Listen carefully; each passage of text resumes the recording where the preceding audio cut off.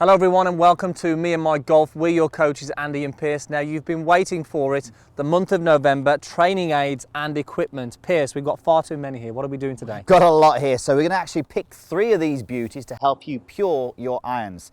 Let's take charge of your game.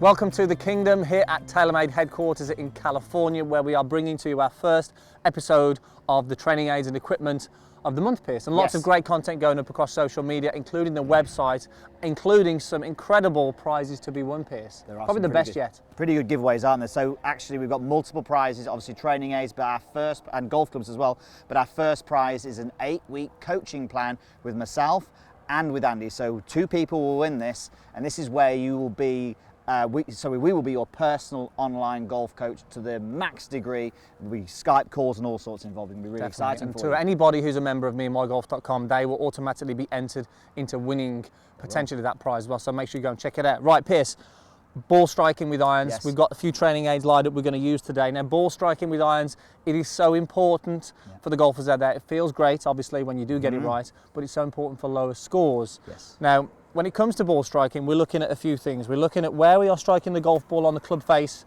from a horizontal, heel to toe, but also from a vertical standpoint as well.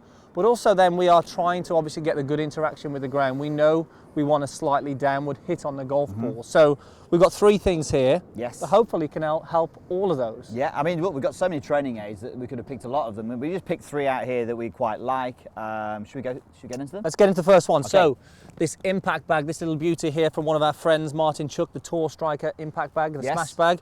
Pierce, talk us through what we're going to do with this. Okay, well the first thing I will say about this bag, we love it because it's not just an impact bag, it's like a transformer. It does all sorts of different things, so check out the other videos on what we may do with that. But the first thing we like about this is the reference point we have here. So if I rest the golf club, the shaft on that white line like so, and just take my setup, I can now go into that impact position. So I can actually lean the shaft forward, but I'm not going to do it by just pushing the hands forward. I'm going to get the lower body to start first, start moving and turning towards the target, then the upper body, and then my arms are kind of pulling the club down into that position by virtue of the body moving. But you can see here, Andy, shaft leaning forward, as you said, that allows the club head then to be traveling down when you strike the golf ball. So one more time, get the body moving and then lean the shaft forward. Great thing about this as well, Pierce, really sorry good. to interrupt there. No problem. It's also going to get you striking the golf ball better from a vertical standpoint on the face. It's also going to help you get a slightly more penetrating ball flight to hit the irons a little further as well, isn't it? It is. So that's the first thing we like people to do to start with this, is actually just get in there and feel what it's like without hitting a golf ball or without hitting the bag.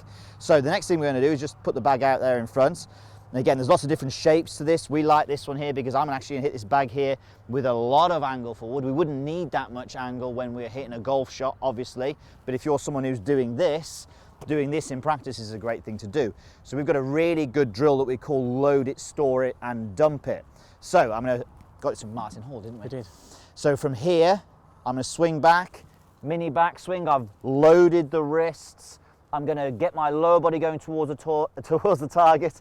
That's the storing of the wrists. I get down to this sort of position here where the hands are opposite the trail thigh, and then from there, I dump it. And you can see I'm moving the bag out there quite a bit. It's just got some towels in there actually, just to help it out. So again, squash it down again, do it one more time, do it a bit quicker this time. So I'm gonna load, store, dump. And you can see really creating the feel in those wrists. there's a bit of power there, isn't there?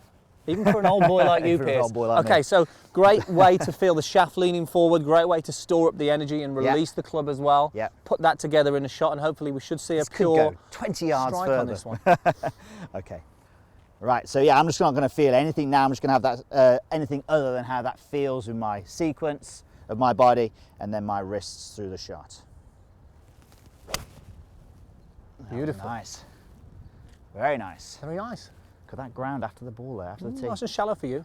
Right, now that was pretty good, wasn't it? It was not bad. Not bad, okay. Right, so look, when we're after striking our irons pure, we're after this compression, aren't we? We'd love to get this golf ball, then the divot. Andy, I think this might actually do it for you. This is the fat plate, light. Okay, so there's lots of different versions of this. You've actually got a few options there on what club you want to hit. I think for you, we should go right up here in number 4. Well, mate, I don't mind being tested out. Well, look, the key thing, we always, you know, with us as coaches, we're always tending to work on strike with players, Piers, and the guys at home are often asking, how can I take the ball followed by the turf? Yep. And we know, and hopefully you guys know, that you want a slightly downward strike with your iron, so the club head is descending on the golf ball.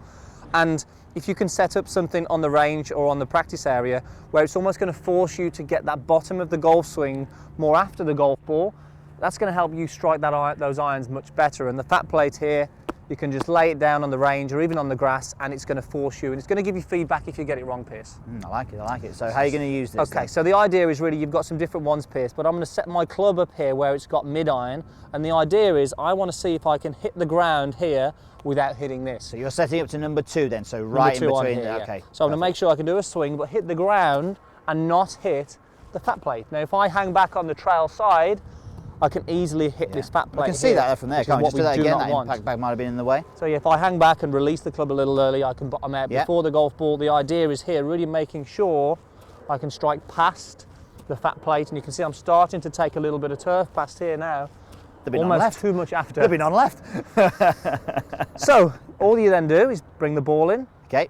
place it on number 2, like so. This is quite tricky, actually. You recommend the practice swings first, though. Definitely a good idea, isn't it? Just to get feedback and see where your bottom of the swing is. You'd be surprised the amount of people would hit this, Piers. And you know, once you get used to this, it'll almost just force you to move this way and get the bottom of the swing after. We put objects down before, and people have said, "There's no way I'm going to hit that," and suddenly they hit it.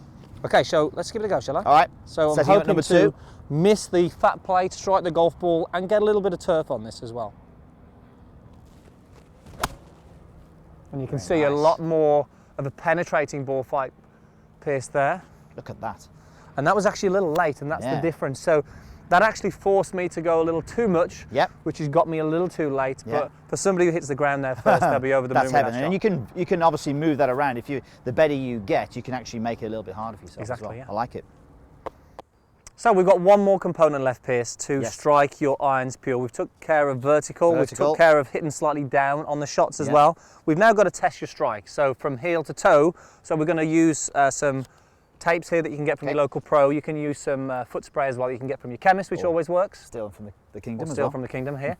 So Piers is just going to apply that. So we're also going to bring in something here. This is the Eyeline Golf Speed Trap. So looks very interesting contraption. You can use this for lots of different ways. We're going to use it for literally centeredness of strike with this, really. So we've left the 2 things on here. These come off so you can move them around. So this is really just focusing and dialing in, Piers. Trying to find the middle of the club, isn't it? So we can set this up behind the golf. I'll let you do that. Okay. And as soon as you put this down, it sort of creates that little bit of tension maybe, and a little bit of pressure of you need to be able to find the middle. Because it's really going to now hopefully just train to consistently get the club to be delivered back to a very similar spot. Yeah, absolutely. So Piers, you're going to do a couple of practice swings here.